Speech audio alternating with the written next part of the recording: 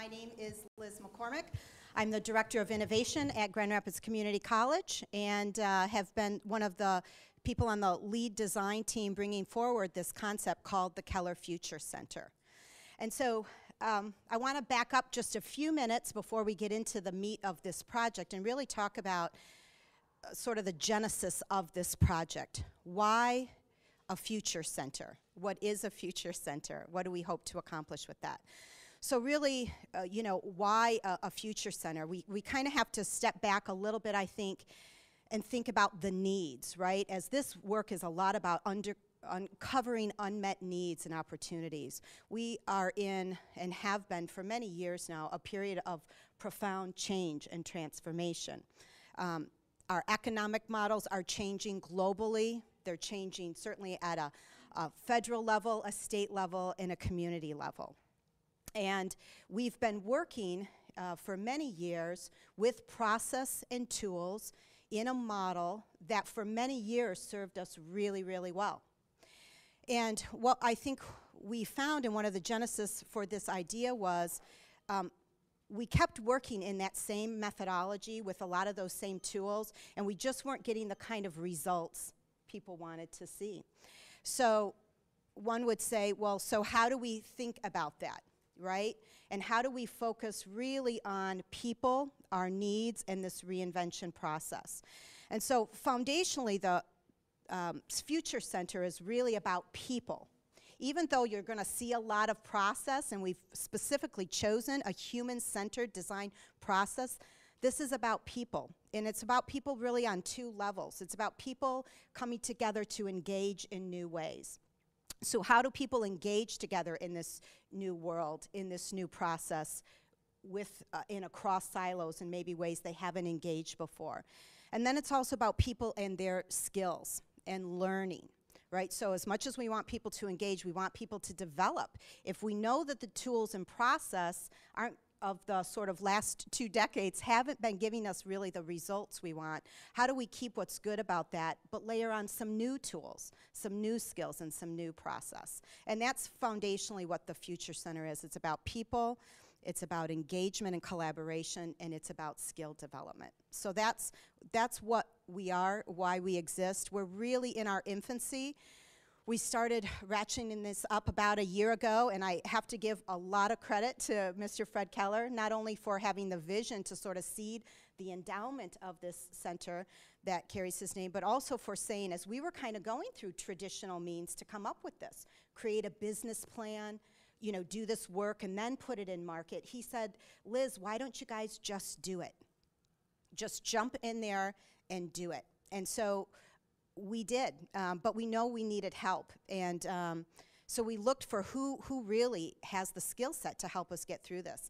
And we were very fortunate to have Mr. Bill Fluharty, who is a master at his craft in design thinking, has done this for those 20 years in industry, and sees a real opportunity to use this design thinking methodology in this community context. And so we were really, really lucky after our first project. The Just Do It turned out really pretty well, and there was some great outcomes from that.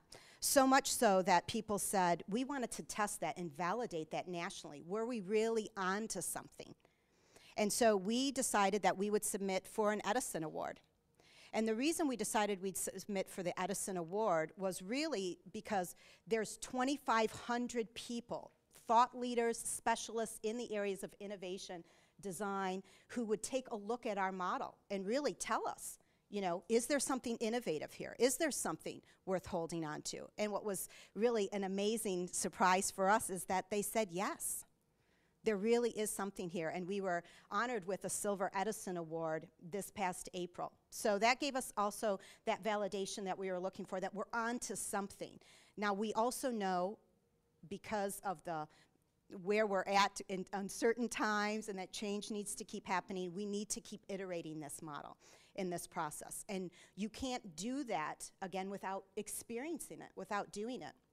And so we look for projects. Where can we engage this methodology? And it takes, right now, because it's not really part of status quo, right? This is a departure from status quo. So it takes a risk, and it takes a visionary leader to want to engage in that. And so I'm going to introduce now Tina Hoxie, because she is that visionary leader for us who is willing to say, I've got a project, I'm working on something that's really important for the college, and I would like to take a different approach to trying to see what can come out of that. And so Tina's going to come up and she's going to tell you specifically about this project we engaged with.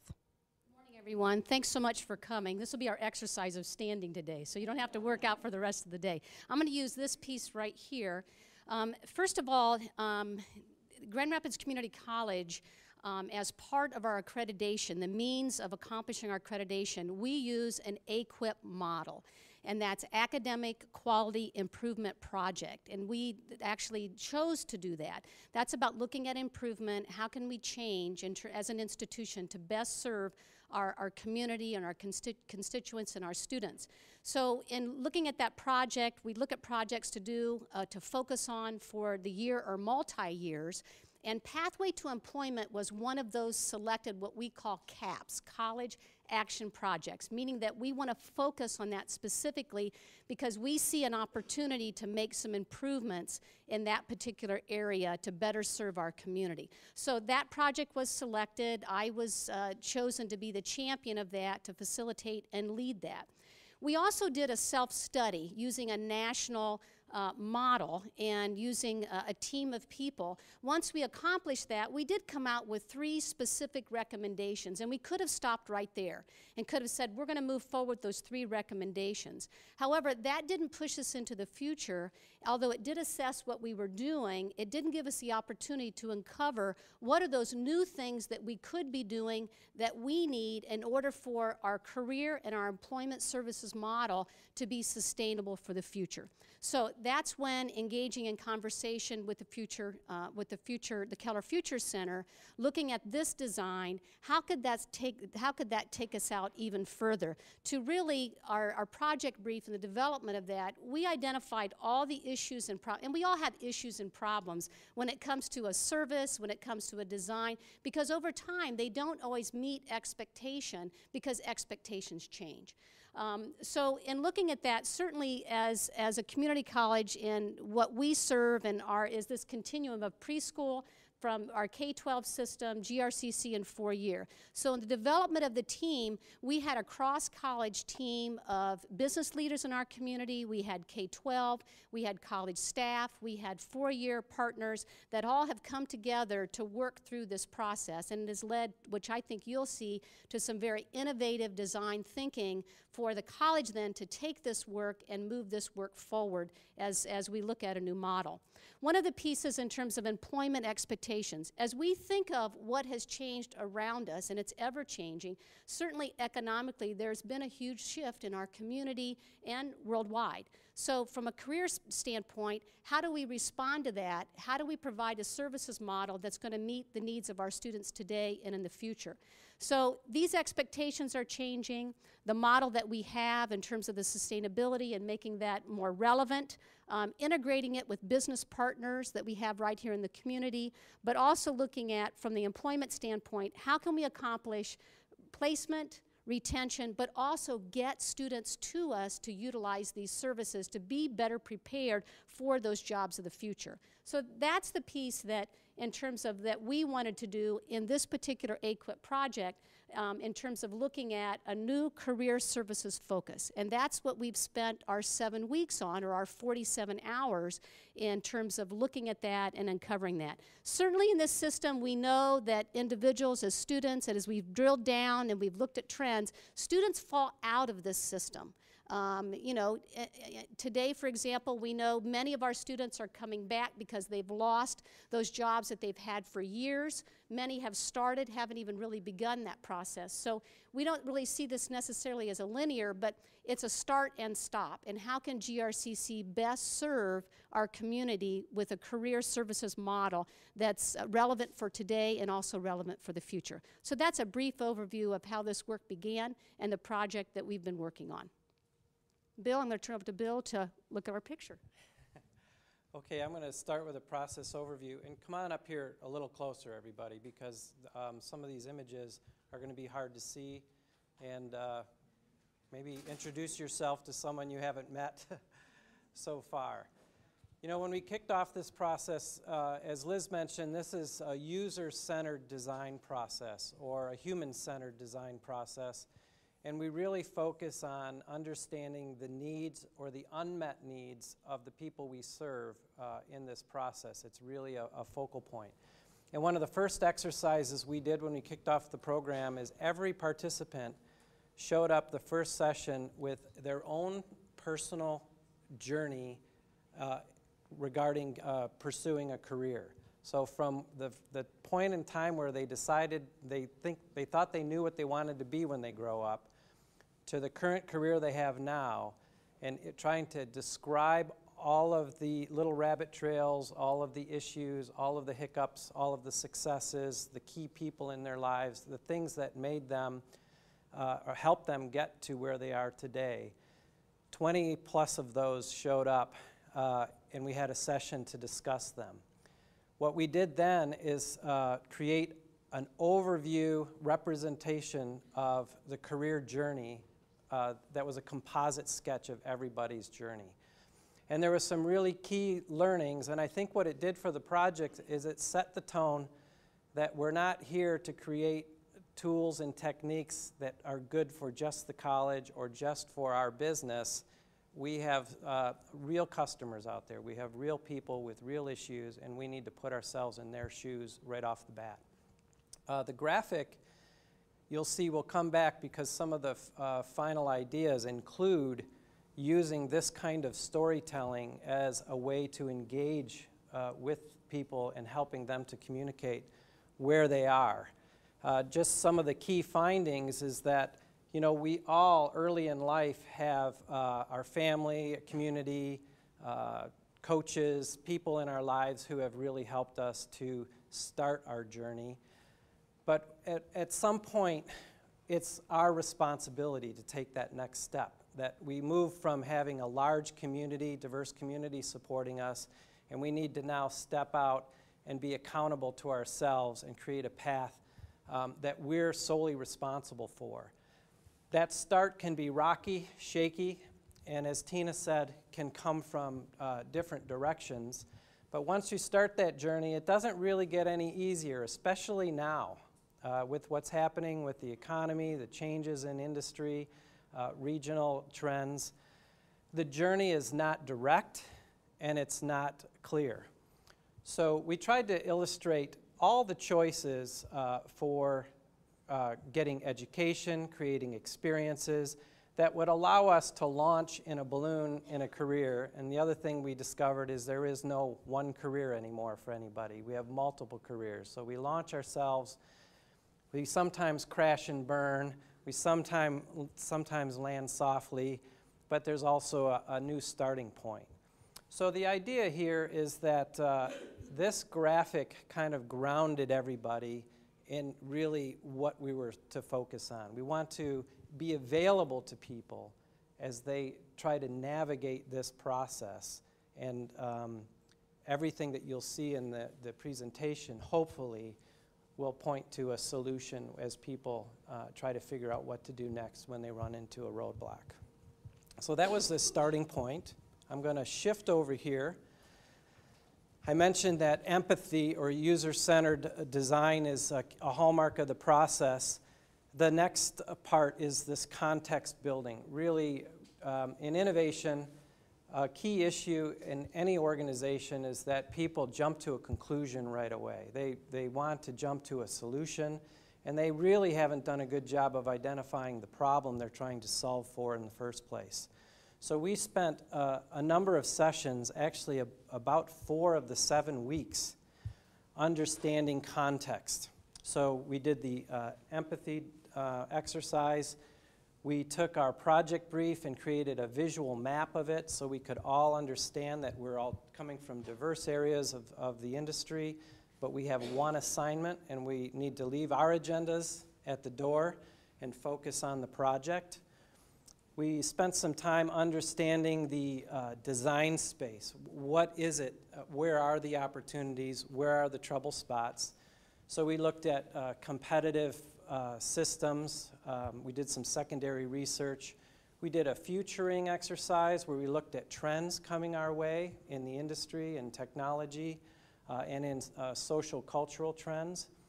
We looked at market forces. This information allowed us to create key insights that we listed and allowed us to come up with 13 insight categories that were the first consolidated view of this context that was now new fuel for innovation. So insights around the need for awareness as an example, where we might not consider in someone's journey that there's a self-awareness, a self-motivation that has to happen before you can start to plan a rigorous kind of assault on a career. Managing multi-life issues, that a career journey is always intertwined with life issues, and you can't separate them. As much as we try in education to separate them, it's impossible. So these key insights then led to these really interesting descriptions, and they're all posted up here if you'd like to see more of them. We took those, we redefined our customer segments. We all have these kind of stereotypical descriptions of who we're serving, and as things change, as some of these trends that Tina mentioned are happening, our customers are changing, and we need to make sure that we're really understanding who they are and understand that they may be very different. So we identified 4 key customer segments. There's a K through 12 customer in the system. There's a traditional student. There's what we call the non-traditional student. This is someone leaving the workforce and re-entering the education system. And more importantly, maybe even for innovation, than understanding those people, is that there's a lot of partners out there. There's a lot of people dealing with this problem that we haven't connected with. And collaboration is a real key attribute of innovation as well. So we actually identified other people working in the career services domain as potential customers for the GRCC Career Services organization. We did a creative exercise where we forced a customer segment, 2 or 3 insight cards, and the trend cards, the futuring cards, together and made up stories. What if these, all 3 of these things converged and we had to respond? Those things became our opportunity paths, and we identified 5 umbrella areas of focus, and we said, you know, if we were to innovate in these 5 directional descriptions, we would have lots of new ideas that would be pretty provocative and innovative for career services. We gave them nicknames. So the first one is Whole You. This is this understanding that services have to serve the whole person and not just the education part or the career part. Get Up and Go is about self-awareness and personal accountability and motivating yourself, using the services that are available but being self-motivated. Career Simulator is this concept of practicing, testing yourself before you go out and do it, and there could be some real creative ways to identify where you really need some help before you put yourself out there. Career Doctor, which is kind of a follow-on mentorship program, and Hear Me Roar, which is a little more about K through 12, the kind of information that we're bombarding our young people with today, not only in the educational realm, but in life in general. Their voice is getting quieter and quieter and quieter, and we need to let them kind of fight back or communicate what their needs are. So there's some really interesting opportunities there. We had to, for the purpose of the project focus, clearly where GRCC stands, we're getting pulled downstream and upstream. The needs are coming from the workplace and from early K through 12, but we have to kind of decide where we're going to put those boundaries, so that's why we left the mentoring program and the Hear Me Roar on the table for now. So we're going to go into the idea presentations, and there were dozens of ideas created that support this opportunity path. And I'll read those before we get going, but we're going to show you 2 ideas from each opportunity path. But the third key idea, what we did as a group is we voted. So you're seeing the cream of the crop as far as ideas relative to our assignment. You're going to see 2. The third one is still up on the wall, and we're going to try to present 6 of them as quickly as we can. Okay? So what I'd like to do is read the opportunity statement, and then we're going to start the idea presentation. So if we could migrate this way a little bit. This first opportunity statement, and you'll get the concept here, is called Whole You. So an opportunity for the next generation of career services is to design a community/network of service providers available to provide personalized, holistic counseling services, which includes mind, body, and spirit, to students through one reputable access point. So, Tony, you want to introduce yourself? And Tony's going to explain the first idea. Do I need a mic? Yes, you do. Hello, my name's Tony. I am a GVSU student, and I went to GRCC for a while, so former GRCC students. And I want to say I'm really happy to be here and actually present these ideas for you. We had a great time in coming up with these ideas, and it was a lot of fun, and we went through some struggles and some good times. But here we are right now with some results. As Bill mentioned, this is the whole you. So we have come up with ideas that there needs to be a central point for all the students or anyone out there. And the needs for right now, as we see, as a student, we went through education decisions are heavily influenced by life issues. And maybe most of you probably went through that when there's something going on in my life, it does affect my education. So, and the other one was for long-term success. Physical and emotional health need to be supported. So there needs to be some place that we could go for this that supports our issues. And the difficult part was, just like for me, it was finding a place that I can go there. So difficult finding the resources that fits for all these needs or all these issues. And with the need to increase visibility, accessibility to GRCC students in result, we have come up with the idea to improve personal awareness and accountability, and to expose a network of providers. So we have created this concept of the blue door, which will act as the GRCC mainframe of information that supports all these here, that fulfills your needs. And it acts as a central point for anything that you need. It doesn't have to be just as we think as students. I think that when we think of future or career services, we need to go pick classes, Well, we don't want it to be just a place to pick classes. We want it to be a place where you can, if you have any life issues, that this will help you with. And but GRCC, or this concept, needs to go through a brand transformation. And we see here we have Nike. Nike used to be just making shoes, but it actually took it to a different level and created Nike Plus and involved some technology. Now, which acts as a personal trainer.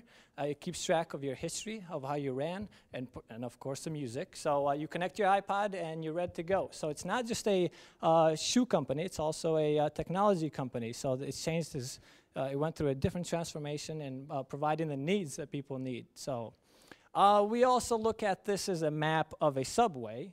And usually a lot of times I went to a subway, I didn't know where I was going. So with the right questions, and you go to a hub that helps you with that.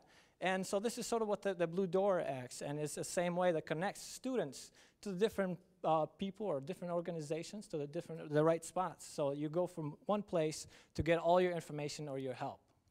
And that's sort of the idea of the blue door. Thank you.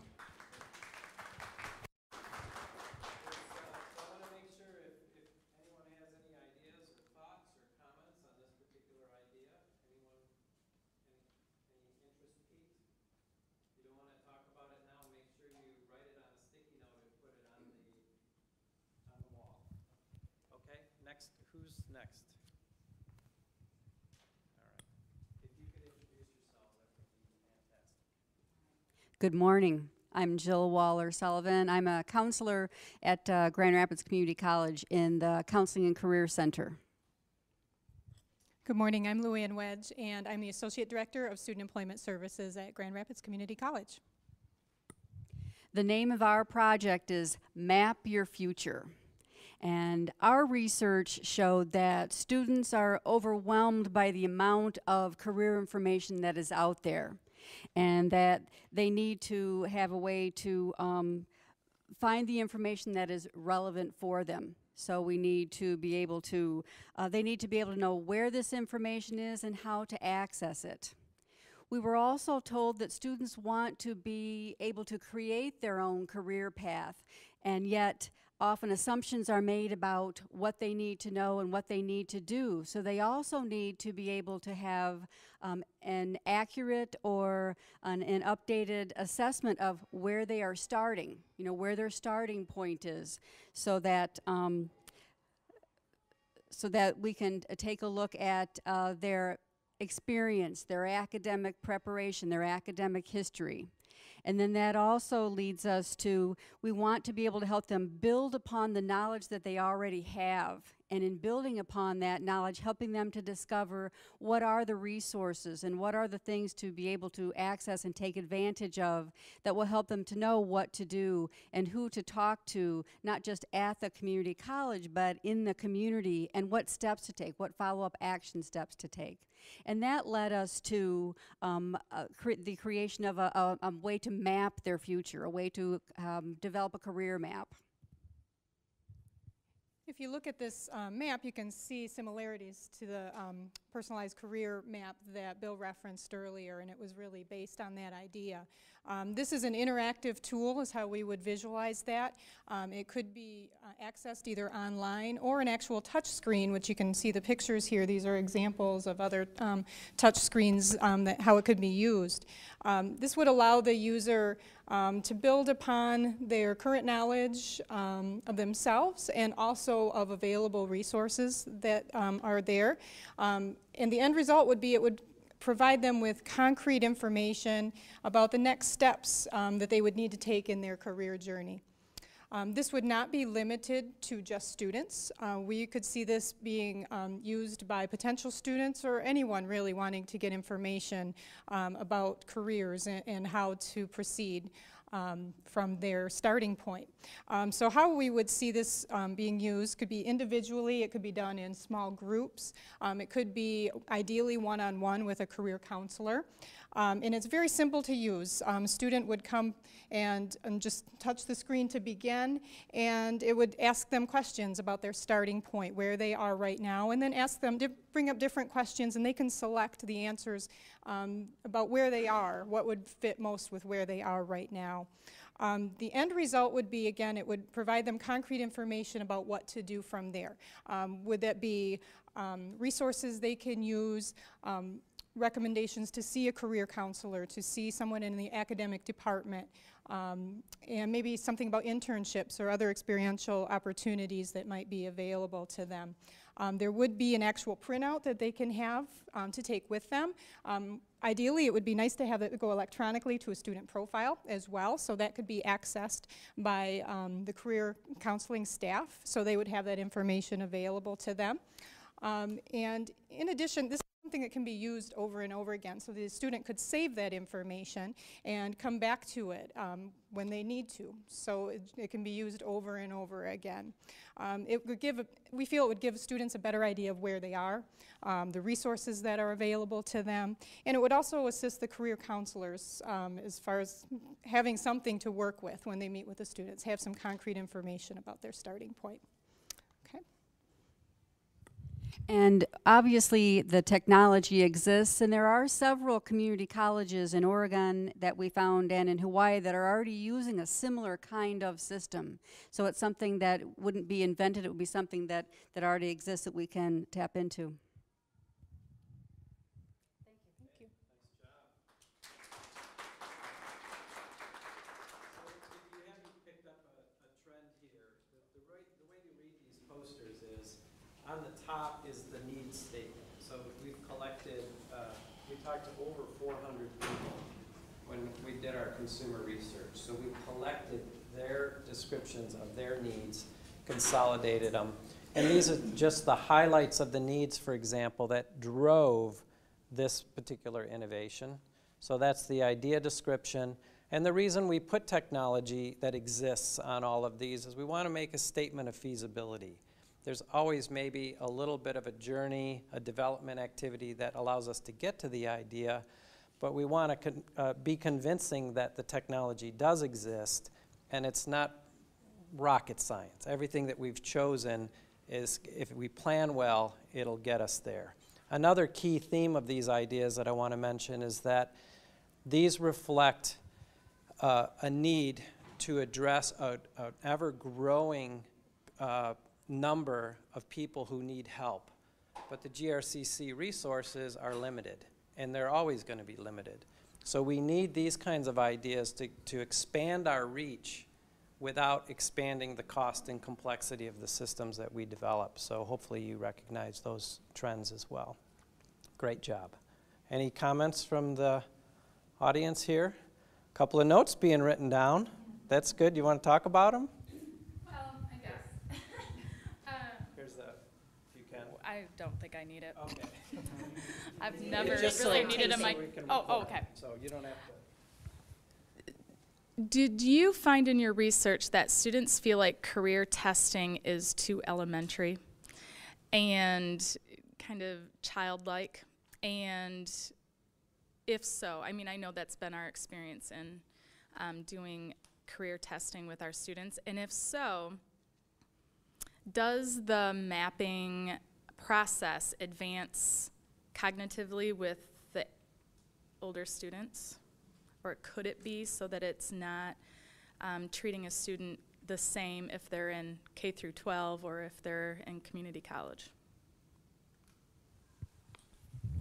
The research that we did was looking at high school and college and post-college students and individuals from the community. So we didn't, in this research, talk directly about career testing. It was more the planning. I think with the number of different kinds of career tools that are out there, certainly there are some that are more elementary. The system we were looking at with this is looking more at kind of an assessment of where are you starting with interest in academics and your experience, and the accurate information about how would you map out a plan from there, you know, based on those things. And I think the way we researched it and kind of presented it, that it could be accessible for any level, and that the kind of information would really be dependent upon whether they were a returning adult student who already had some experience or whether they were in 10th grade and they were just trying to get some information. So it wouldn't be just a standard, it would allow different, you know, different paths. Does that answer your question?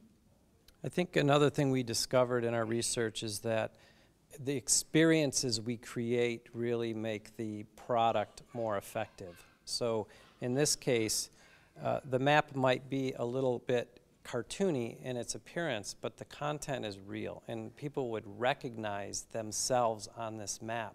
So it's different than kind of filling out a survey. They see a situation or a life stage, and they approach it, and they take a risk, they touch the map, and they get some affirmation that we understand. Other people have been in that same place, as an example, so the menu would reflect that you're normal, actually. This is not as scary as you think. And at the same time, we can collect every one of those touches. So as people interact with these systems, we collect data that we've never had before on how people are thinking and what their needs are, and we can offer better service as a result of it. Great question. Any other questions? Okay, we're going to rotate and move over here. Nice job. This opportunity path we've nicknamed Get Up and Go.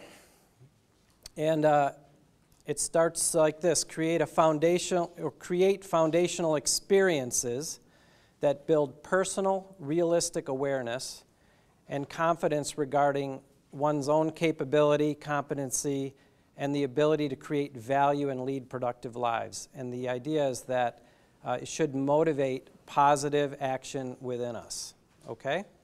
So the first idea is V-Series, and Paul's going to present. Sure. Make sure you introduce yourself, Paul. Okay.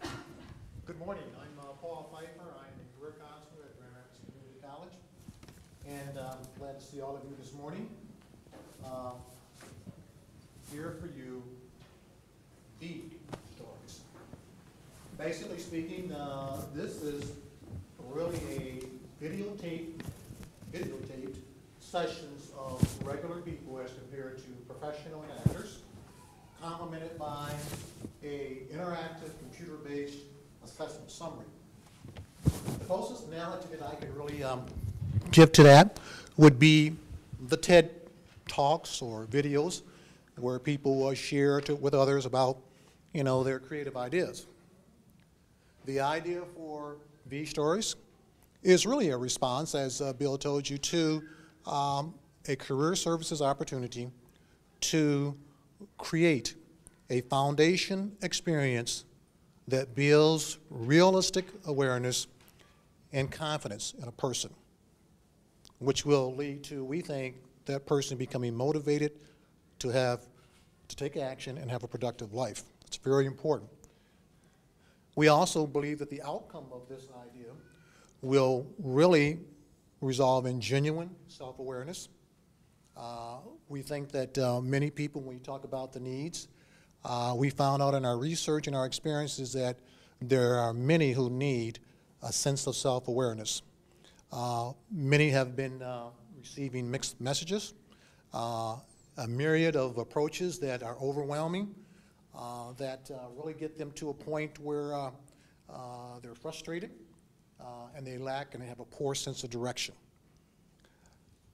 One of the things that we believe these outcomes will bring is a better sense of developing expectations about what they want to do and realistic plans. We also believe that they'll have more what we would call options that are credible, and we believe that they would certainly be able to take this information and apply it. One of the activities and experiences, how it goes, is they'll be videotaped. There will be responses that they will be given in that videotape session. It will be really people who are sharing, who are representative groups, volunteers like students, parents, employers. There would also be maybe members of a career services staff and so on. The major objective of this is to capture what each believes he or she has in terms of unique qualities that would actually be something that they believe significantly help them to be what they are today. And who, in terms of people and persons, and what experiences help them to even continue to develop and continue those qualities. One of the things at the end would be that we would follow up with interactive questions, and those questions would really try to get at what the person or the student, really how that person matches up with what they have observed. And then it would be, it would be something there. Once they would get done with that, they would be given recommendations in terms of websites, books, and counselor possibilities. And then finally, the last thing of the summary would give them a feedback evaluation session to try to find out the quality of the experience. Do they have a sense of direction a little bit more? Do they have, believe they would explore, follow up, and be motivated to do that? And this is what we call Here for You, V-Stories, an option. Okay.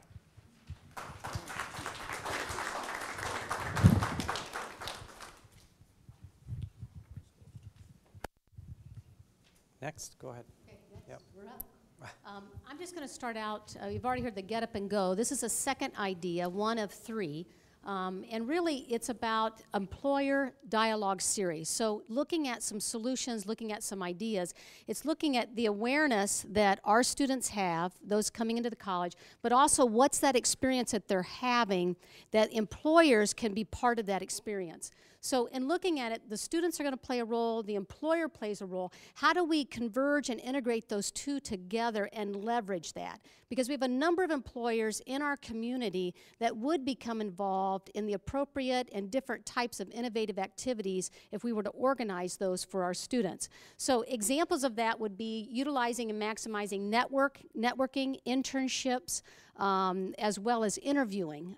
So again, using that expertise of employers. They have a definite feel for what's needed in the workplace today and how can they impart that in our process. So again, it's taking that together and developing new career services ideas, bringing those two things together. And Kathy's going to talk about a couple of those solutions and ideas.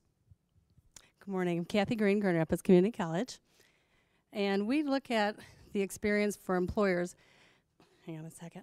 Our team envisions employer-led experiences for students. And why? Because we feel that it's important for students to get out of the classroom and find out really what's going on. It could be as simple as this graphic shows as a video, a YouTube video, where a student could come and see what an employer talks about with their first day at work, what they expect from them. Or listening to the employer talk about how the world is changing and what needs they have. Could also be where a student gets on Skype with an employer, practices interviewing. We know that students need more interviewing skills so they can actually talk to an employer and practice those. It could also be as exciting as TEDx. Did anybody here go to TEDx, and how did you feel when you left? Inspired. So we're saying, why couldn't we host an event like that, where students could leave excited about their next career journey? And this little graphic will show you what we're looking at here, some weekly topics. We'd also like to include job interviewing skills, teamwork, and business network could be a large group of employers, small group of employers, large group of students, small group of students. Some of these events could be employer sponsored. So these are just a few examples of what we have for employer-led dialogue series.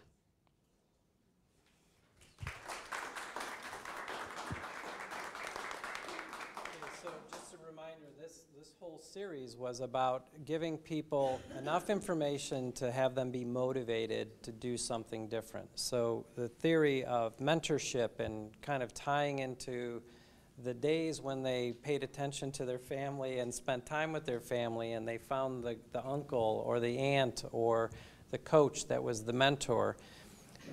V-Stories or V-Series does that, just like StoryCorps does. When you listen to NPR StoryCorps, it touches a nerve and you pay attention and it makes you maybe more contemplative about your situation.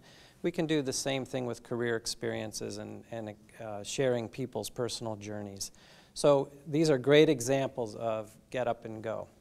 We're going to rotate now over to the third opportunity path called Career Simulator.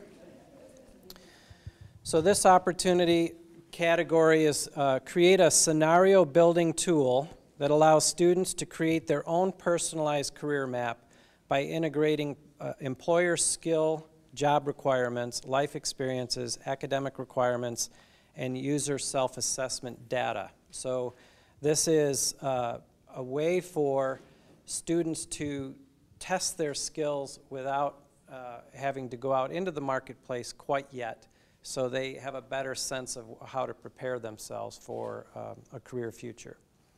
Go ahead, Janet. Hi, I'm Janet Bird, and I was a student at back at JC over 20 years ago. I'm currently working on a grant program as a contingent over at the MTech building and taking another class at CC. I am thrilled. I was thrilled to be asked to be on this committee, and I am thrilled with the project I got. I think I got the most super cool one in the whole room. And what mine is it's filling a need for students that they need training outside of the school. They need training, not just an internship, but actual hands-on training. The employer, what they need is you know how it is, everybody's running real lean and they throw projects back. They have no time to do them. The boss wants them done. There's nobody to do them. So they get shot to the back. So what our project pool does is it takes the employees, or the employers, pardon me, they will put the projects into a project pool, projects they need done. And then the students, they'll have a capstone class, whether it's marketing or accounting, and they will choose projects out of this project pool to do for the employers. They'll have a teacher, of course, who will facilitate it, and the employers will be involved to make sure everything's on track for that project. So why it's so super cool is it's a win-win for everyone. It's a win-win for the college because they're putting out a much-needed program for the students. The students are win-win because they get a class they need, they get hands-on experience doing real projects. not just the junk they sometimes get thrown at when they go work at offices for the summer. They also get credits, and they also get a new network and possibility of jobs. The employers, it's win-win for them. They get a project that's been sitting in the back a long time, and they also get a new network, a potential employee pool. So it's just win-win. That's why I love it. It's currently being done in other places. We found this out. WMCAT is doing it, and this is really great. You guys need to buy this when it comes out. It's, they're doing Old Orchard juice. They're doing, the art students, which are 12th graders, are doing the label for Art Prize juice. It'll be at your local grocery stores. Be sure to watch for that and pick it up, because all the profits are going back to WMCAT, and the student who wins gets $250 worth of juice for a year. How cool is that?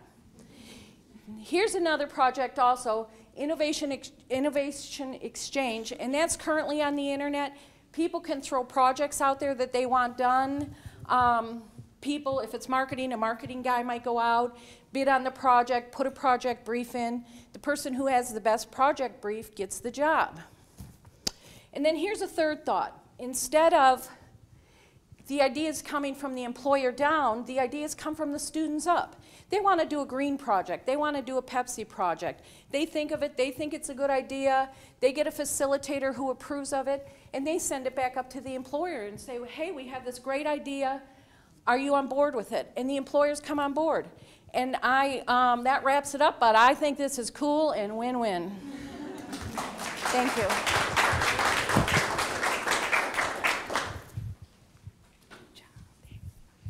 Hi everyone, I'm Louisa Schumacher. I work at the West Michigan Center for Arts and Technology, or WMCAT, which was just mentioned in Janet's presentation. So this concept is called Better Than Farmville. So some of you who maybe play Farmville and are familiar with it cannot possibly think of something that's better than Farmville, because it's a highly addictive and engaging game where you can play as an individual, or you can network in and play with friends. Friends can buy you tools, and it's really a lot of fun. But what it doesn't do, and what we realize students need, are two critical things: experience and motivation. And it's that experience to explore potential career options in a non-threatening environment.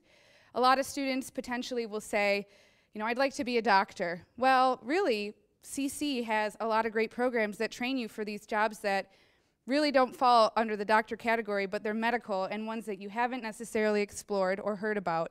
And what this gaming environment can do is give you the opportunity to explore careers that you already maybe know about or don't know about in what is a real life experience based on what real business is doing. And the reason why I use quotation marks is because we're kind of getting to that point in society where there is real life and there is second life. Again, second life is that thing called Farmville or SimCity or Oregon Trail or even geocaching, which is very much real life. So where students engage is they engage in the game to understand what their personal value is and what their potential is. And they also gain experience in real life and in this second life. And then where businesses and career services at CC can engage is by sharing some of these expectations that the businesses have and what those career options are, and feeding in data for the game, as well as assess and gain knowledge about what people are really interested in and what they're exploring in the game. So it's another area where you can collect data.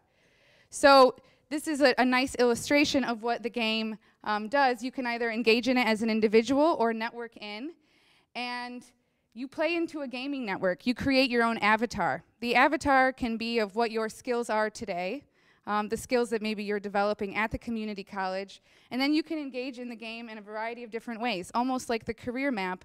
But like any game that's engaging, there are challenges, there are opportunities, and some of those challenges and opportunities can tie into real experiences. Like an employer will have a round table dinner. The challenge is you get to go in real life and engage with that employer. Points go back to what your score is. So it's kind of this cross-section. Things like that that already exist. Geocaching, as I mentioned before, that's where you use your phone or a GPS system and you go out in the real world and you find prizes. You also leave something behind. It's really an addicting game as well. Oregon Trail. This is something that's also an education tool that is used in the classroom. Families play it too at home, adults play it, but you gain skills along the way. Sometimes you have to shoot a buffalo to get food for your family. Those are kinds of the things that happen in real life with certain careers. So it's really a way to explore in the real world and in Second Life. So that's the concept. Is that it? So if you run across a buffalo in real life, so we really got on a roll. I want to slow things down. That's the last kind of formal presentation. We'll be able to mill around and we'll make the walls kind of available so you can see both sides. But what are some of the reactions to some of these ideas? Any questions or thoughts? Did anyone see anything particularly interesting? One of the things that occurred to me is when we saw the simulations and the connections here on the career simulator, that linearly you'd think that would be last, but there, as I was listening, I was thinking if students started with some of this stuff, the other things would be more useful to them than if they started there and walked around. That there's just something that engages the imagination that I think would feed some of the more worky kind of stuff that you have to do to actually get a plan together. Great comment. Anyone else? I think these are all great ideas. I love the concepts behind them. And I think one of the things that struck me is this is such a great opportunity for us to expose students and potential students to non-traditional careers that people typically wouldn't think of. I mean, how many of you are actually doing something now that you went to school for? And to be able to provide opportunities to students to learn what a real career path journey could be like, and it's not a straight line, and to get them interested in some of the types of careers that nobody's ever heard of before they got out into the working world, and these games and simulations offer that opportunity. Could you introduce yourself? My name is Ann Early. I do volunteer work, mentoring, and career counseling down at the Women's Resource Center. And Patty, can you just quickly I'm Patty Tripkowski. I am the Dean of Instructional Support and Interdisciplinary Studies at Grand Rapids Community College. Thank you. I'm Deb Bailey with Steelcase, but also on the foundation board at Community College. The one point that I don't think it necessarily came up explicitly was that what really struck us is that students, regardless of the age, need a variety of ways in which to engage in this process. And some of us, it was the one somebody talked about traditional testing, and some of us are experiential learners that didn't have a great experience early on in a traditional educational setting. So I think all of these really model the ability to customize for the individual based on how they take in information and how they learn. Thanks, Deb. Any other comments? Yeah, go ahead. Hi, my name is Fred Quillen. I'm a youth program instructor at WMCAT, the West Michigan Center for Arts and Technology. I'm actually working on that project with the Old Orchard. The students, as well as myself, are very excited about that. It's a really great opportunity. I just wanted to point out, I think that was a very valuable little tidbit that you guys touched on with the video game aspect. I teach several digital arts-oriented classes, and specifically with some upperclassmen, and they're all very, very into video games, and they want to make video games, and they don't have an outlet for this. I have students who are so visually oriented, like some of this video stuff you're talking about over here, they can understand videos, they can understand video games, but they cannot understand things that they have to read, whether it be on a website or a book. They're striving to teach and to learn through video games. I have students who want to go and make instructional video games, the same things they learn in textbooks, but through games. That's a very valuable little bit, I think, because the young generation that we're fostering now can adhere to that media outlet very well. I think that's something very valuable. So that's cool. Thank you. Anyone else?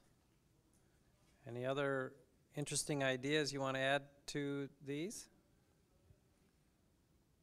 Okay, well, I guess we'll hand it over to Liz. Just wrap up real quickly. We first want to thank our partners in this process here. Our folks from the Public Museum, Dale Robertson, who's the president, is here, and a lot of his team today. They were gracious to host us here.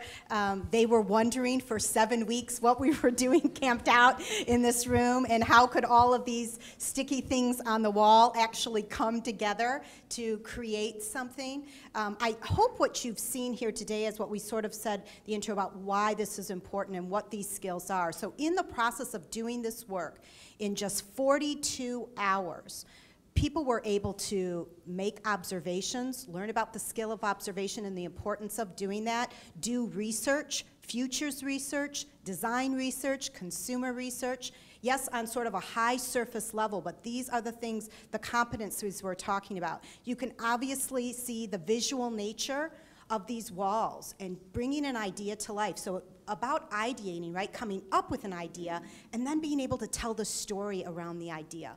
What need does it solve? Why is it important? Why could it inspire people to action? And then being able to see it, because we learn so much through images. Also the power of collaboration, right? There were so many people from different facets working on this together. That's the model. That's what this work is about. You know, it's part for us now to do the rest of this work to really make it an innovation. And that's to take the idea and the inspiration and make it come to life. So we actually are going to be taking this as a display and an exhibit down to the community college, letting our students interact with these, helping them vote on the things that would be most meaningful, engaging, helping see how they want to learn, being part of the design teams that bring this forward, because we have a lot of expertise out there. And people really are hungry for that kind of engagement in some of these new ways. It's just orchestrating a venue and an opportunity, and for us to learn through these collaborations what really does come next. So this work in here and this team of people, this work can't be carried by the community college alone. We have champions for it, and we're going to provide a space to do that, but it's going to take people from the community, a lot of our partners, you heard that in these ideas, and students to make it really come to life. Dale, I don't know from the museum standpoint if you have a couple of words or anything you want to say. Sure. On behalf of the museum, I'm just want to thank you for choosing us in this place in which to do this work. And yeah, I did. Where'd she go? Where'd Liz go? Well, there you are.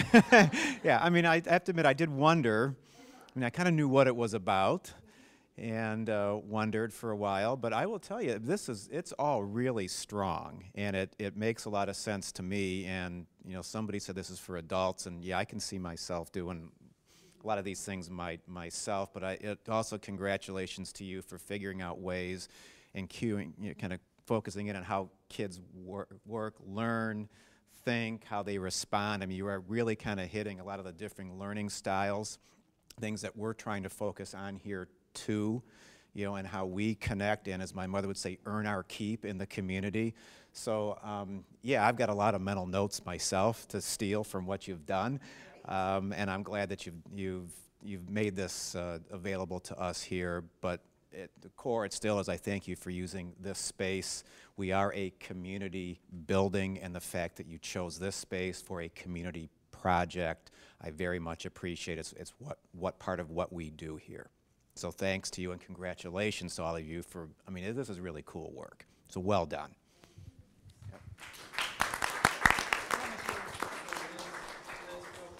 We just touched on the content, all the content and deliverables that you saw in the process map that's now on the other side of that wall is available if you want to read deeper. So absolutely. How do we find that stuff? Yep, so we have a website for the Future Center. It's linked through GRCC, so if you go to www.grcc.edu, our main page, type in Future Center, all one word, it takes you to the site. All of our documents, all of the process, all of the notes. Every week we did a little summary video about what we were actually doing to get this process to move forward to a tangible outcome. So it's all available for you. And that is a commitment of the Future Center. It's a community resource. Again, we're learning how to engage. It's a community innovation platform. It's open source. So we are inspired to move some of these ideas forward, but it's not limited to us. Anybody in our community who one of these ideas sparks and says, there's something in there for me, there's a product or service opportunity, we want you to take it. We want you to approach us and say, here's how we'd like to partner with you on this Because again, we won't be able to carry these things alone. I think the importance again of you engaging here today, and I thank you so much for your time, because it's kind of a tough concept to get your head around. I know I've kind of been at it for a couple of years, and every time I talk about it, people are like, I'm not sure I know what this is still and what you're talking about. And I would say in this work especially, that there is no substitute for the experience. And I think every person who spent these last 42 hours would agree as well. So I encourage you, there will be many projects in our future. We'll continue to try to get that feedback to the community. We'd love to have people engage in this experience or some part of the experience with us so that you can sort of say, okay, I get it. Now it's becoming real to me. And I think that's how we're going to grow as a community and really sort of live our values around design, sustainable community innovation, and reinvent ourselves as the best place to live, work, and play in West Michigan. So thanks.